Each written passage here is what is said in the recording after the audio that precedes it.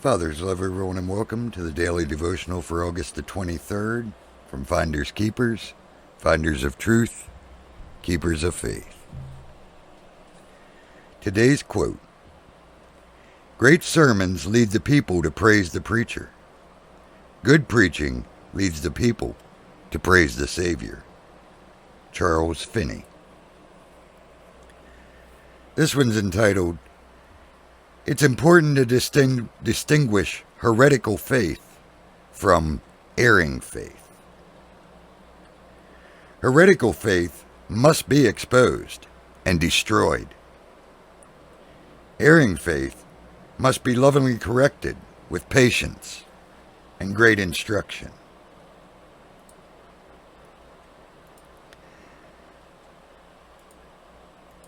Second Timothy chapter 4, verses 2, 3, and 4. "Preach the word. Be instant in season, out of season. Reprove, rebuke, exhort with all longsuffering and doctrine. For the time will come when they will not endure sound doctrine, but after their own lust shall heap to themselves teachers, having itchy ears. And they shall turn away their ears from the truth, and shall be turned unto fables."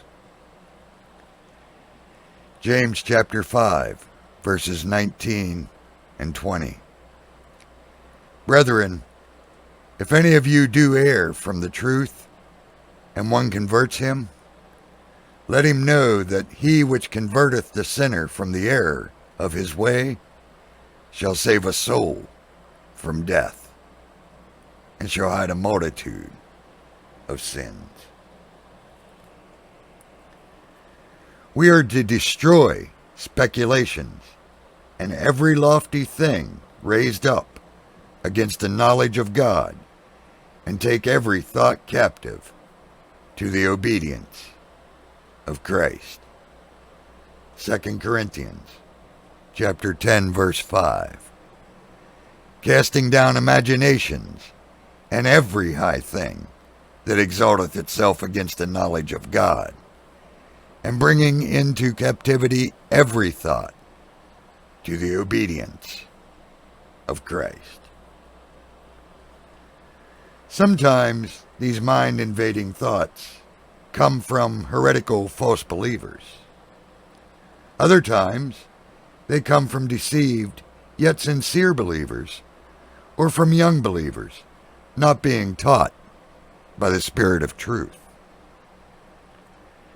If such fortresses are allowed to remain in the mind, the devil will have a greater chance to influence that person's life. We should resist such thoughts that do not further one's true knowledge of God, nor lead to a greater obedience to Christ. We should take them captive rather than be taken captive by them, in obedience to Jesus, who is the truth.